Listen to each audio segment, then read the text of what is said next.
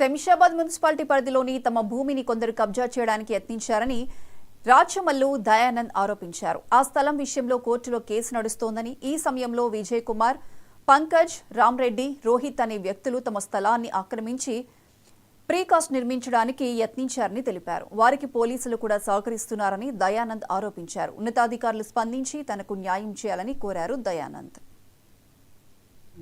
కడీలు పాడైనాయని చెప్పేసి నేను మళ్ళీ కొత్త కడీలు వేసిన. మా నాయన వేసిన కడీలు పాడైనాయని చెప్పేసి నేను మళ్ళీ కొత్త కడీలు వేసిన మొన్న 7 నెలల కింద.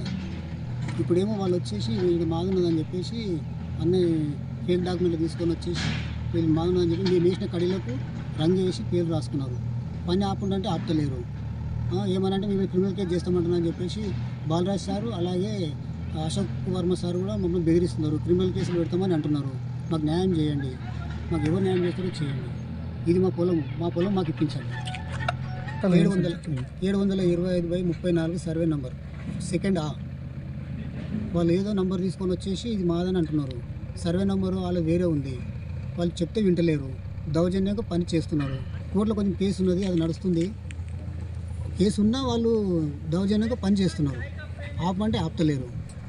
అది నాయన చనిపోయిన తర్వాత నడుస్తుంది. 10 ఏళ్ళ నుంచి నడుస్తున్నది. 15 ఏళ్ళు అవుతుంది. అంటే వాళ్ళు మీరు మీ మీద క్రిమినల్ కేసు చేస్తే వాడికి ఓపెన్ అని అంటున్నారు. దయచేసి మాకు న్యాయం చేయండి.